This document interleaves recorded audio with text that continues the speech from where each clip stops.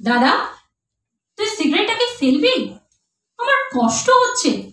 এবার কিন্তু চেঁচাবো। মাকে ডাকবো? কেন, কি হলো? আমি আবার কি করলাম?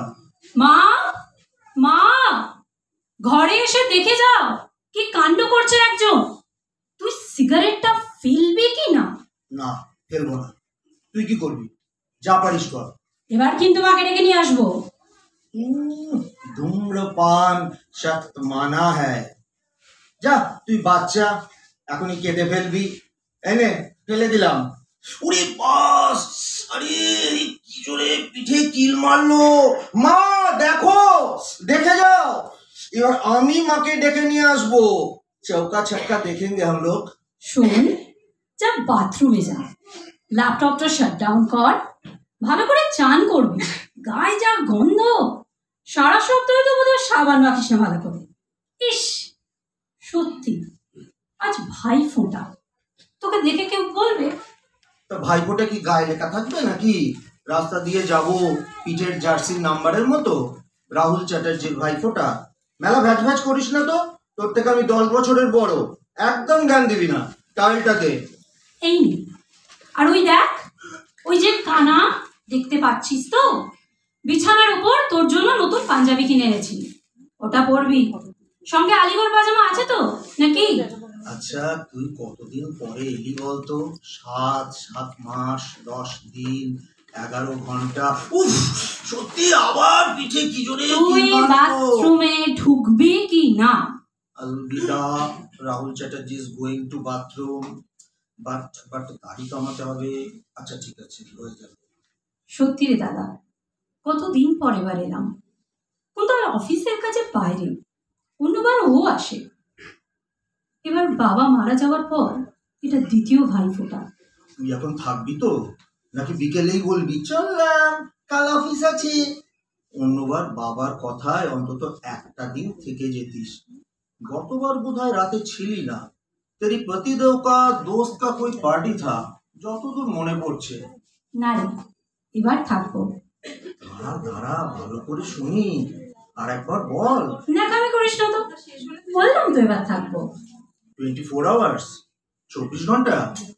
কেন, যদি 24 ডেজ হয়? খেতে দিবি না? চলে যেতে বলবি? কিরে বল। দূর পাগলি, তোর বাড়ি, তুই যতদিন ইচ্ছে থাকবি। দেখ, আমি তো দিনের বেশিরভাগটাই থাকি বাইরে বাইরে। বাবা চলে গেছে, মা একা হয়ে গিয়েছে রে। তুই থাকলে মায়ের ভালোই লাগবে।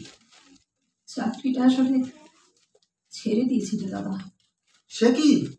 কেন? বেটার কিছু পেলি নাকি? আরে यार, इसके पीछे क्या राज है, जरा हमको बताओ। তা কোথায় জয়েন করলি? কোনো কোম্পানি কলকাতার বাইরে? अंकल सबका तकलीफ होगा अगर बीवी को बाहर पोस्टिंग मिलेगी तो। চাকরি আর করবো কিনা ভাবতে হবে। সে কি কথা? তুই বিটেক পাস, ইঞ্জিনিয়ার, একটা মাল্টিন্যাশনাল কোম্পানিতে জব করছিস। করছিস না, করতাম। Past tense. তা প্রেজেন্টটা কি বলবি তো? হেয়ালি করিস না। I'm I'm I'm sexually assaulted by a bloody swine at my workplace. What? Who is that son of bitch? Please tell me, Ria, please. I will kill him. Kuntal জানে? ঠিক প্রায় 1 মাস আগে। 1 মাস আগে কি কি হয়েছে বল? অফিসের শেষে অনির্বাণ রায়চৌধুরী, আমার বস, ওর চেম্বারে ডাকে।